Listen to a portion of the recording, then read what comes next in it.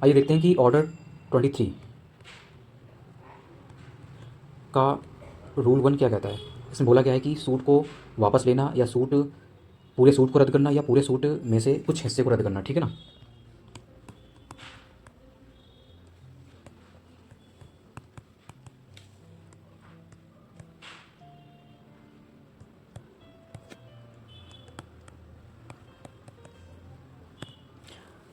तो यहाँ पर दो चीज़ें यहाँ पर नोटिस करने वाली हैं, ये एक तो विथड्रॉल है, एक तो अबेंडनमेंट है। और इसमें जो है इसका जो सब रूल 1 है, सब रूल 1, ठीक है, सब रूल 1 ये इसमें बोला गया है कि प्लेंटिफ किसी भी समय प्लेंटिफ किसी भी समय सूट को अबेंडन कर सकता है।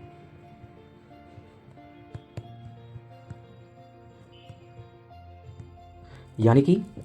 या तो पूरे सूट को वो अबेंडन कर सकता है या तो वो पार्टली अपने क्लेम को रद्द कर सकता है, यानी कि वो उसको नकार सकता है। तो ऐसे केस में वो बिना कोर्ट की परमिशन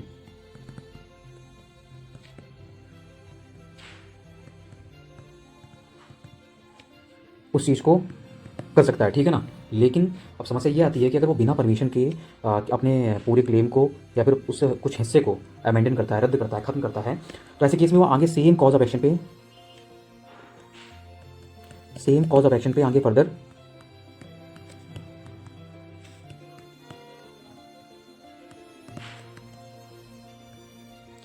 यानी कि वो बाहर हो जाएगा, ठीक है ना। वो सेम सूट जो है सेम कॉज ऑफ एक्शन पे वो सूट दोबारा से फाइल नहीं कर सकता है, ठीक है ना, इंस्टीट्यूट नहीं कर सकता है। यहाँ पर सेक्शन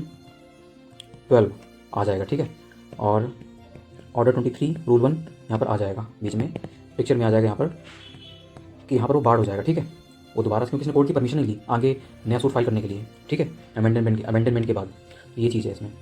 और इसका जो सब रूल 2 है, हाँ एक चीज़ इसमें और थी कि इसमें अगर माइनर का केस है, तो यहाँ पर जो है कोर्ट की परमिशन मस्ट है, यानी कि बिना कोर्ट की परमिशन के आप कुछ भी नहीं कर सकते हैं, ठीक है ना। आपको कोर्ट की परमिशन लेनी होगी, प्रायर परमिशन लेनी होगी, ये चीज़ है। और इसका जो सब रूल 2 है वो ये कहता है कि अगर माइनर के केस में यहाँ पर जो है आपको एप्लीकेशन के साथ साथ जो भी एप्लीकेशन आप लगा रहे हैं विथड्रॉल की या अमेंडमेंट की, वो यहाँ पर आपको अमेंडमेंट की एप्लीकेशन लगा रहे हैं वो यहाँ पर आपको उसके साथ साथ एफिडेविट लगाना पड़ेगा, ठीक है ना, एफिडेविट लगाना पड़ेगा आपको। और ठीक है ना, ये चीज़ है। और किसके जो भी माइनर के बिहाफ में जो भी केस को आगे प्रोसीड कर रहा है, ठीक है, लड़ रहा है, उसको यहाँ पर एफिडेविट लगाना पड़ेगा। अब सब रूल 3 के बारे में बात करते हैं। सब रूल 3 में बोला गया है कि यहाँ पर विथड्रॉल की बात हो रही है, विथड्रॉल की परमिशन की बात हो रही है, और ग्राउंड्स क्या दे रखे हैं यहाँ पर। ये बोला गया है कि अगर कोर्ट सेटिस्फाइड हो जाए कि यहाँ पर फॉर्मल डिफेक्ट है, ठीक है ना, लाइक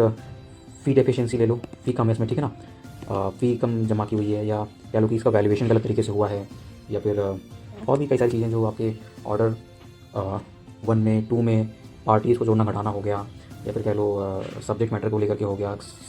और COA को कॉज ऑफ एक्शन को लेकर के हो गया। वो अगर मेन कॉज ऑफ एक्शन ही नहीं है तो वहाँ पर उस चीज़ को यहाँ पर आप कह सकते हो फॉर्मल डिफेक्ट, या फिर समन्सेस के बारे में कह सकते हो कि समन्स के लिए जो पर्टिकुलर टाइम है कि वो आपको अप्लाई करना पड़ेगा, ठीक है ना, फीस पे करनी पड़ेगी, या फिर आपने कॉपीज नहीं सबमिट की हुई हैं प्लेंट की, तो ये सब चीज़ें आ जाएंगी फॉर्मल डिफेक्ट में। या तो ठीक है, ये हो गया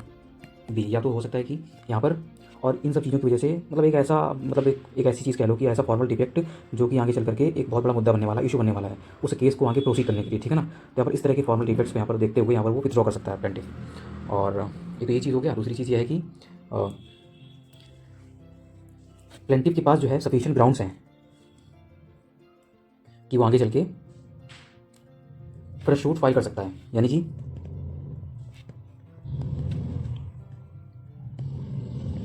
फ्रेश सूट के रीजंस हैं प्लेंटिफ के पास में, ठीक है ना, जिससे कि वो आगे चल के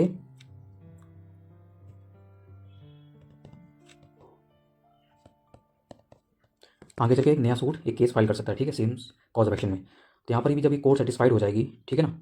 तो यहाँ पर क्या होगा कि कोर्ट परमिट कर देगा विथड्रॉ के लिए, यानी कि आप केस को जो आपने इंस्टीट्यूट केस को विथड्रॉ करिए, खत्म करिए, ठीक है ना, खत्म करते हैं। और आप को परमिशन दी जाती है कि आप फ्रेश सूट फाइल कर सकते हैं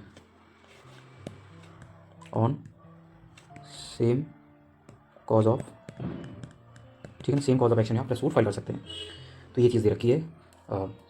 सब रूल 3 में। और सब रूल 4 की बात करते हैं।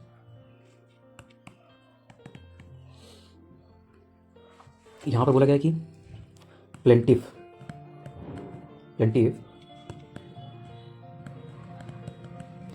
अमेंडन करता है, ठीक है ना, होली और पार्टली, और या तो जो है वो विथड्रॉ करता है, ठीक है ना, होली और पार्टली, ठीक है ना। इसको अगर ये बिना परमिशन के, इसको वो बिना परमिशन के अगर करता है, विथड्रॉ अगर बिना परमिशन के करता है, तो इस केस में यहाँ पर, हालांकि केवल इसी के लिए नहीं है, दोनों के लिए है, लेकिन तो यहाँ पर क्या होगा कि यहाँ पर वो व्यक्ति प्लेंटिफ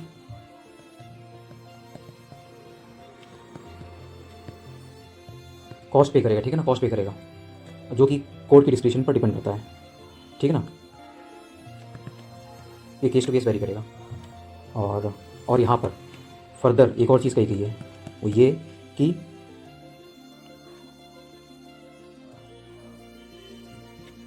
नो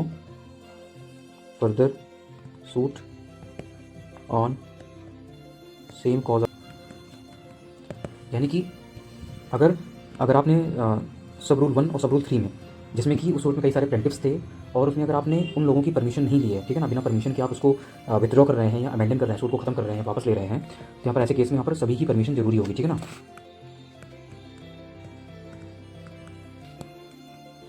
ठीक है ना, ये मस्ट है,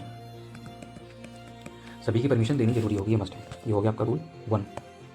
रेस जुडिकाटा का एप्लीकेशन यहाँ पर लगा करके यहाँ पर कोर्ट के ऊपर से पेंडेंसी को खत्म करना और बर्डन को खत्म करना कुल मिला करके, ठीक है ना, जिससे कि कोर्ट के ऊपर से बर्डन खत्म हो जाएगा, आप दोबारा से सूट लेकर के आ गए सेम चीज़ पे, और कोर्ट का समय बर्बाद कर रहे हैं आप, ठीक है ना। तो इस तरह की चीज़ें हैं। तो यहाँ पर जो भी चीज़, जैसे कि आपने पर्टिकुलरली या होली या पार्टली जिस हिसाब से किया है, उस हिसाब से वो चीज़ आगे फर्दर सूट में नहीं डाली जाएगी। और इसका जो सब रूल 5 है, वो ये कहता है कि अगर कई सारे प्लेंटिफ्स हैं, ठीक है ना, सब रूल जो 1 है उसमें जो कई सारे प्लेंटिफ्स हैं, ठीक है ना, कई सारे प्लेंटिफ हैं, और या तो जो है सब रूल 3 के तहत विदाउट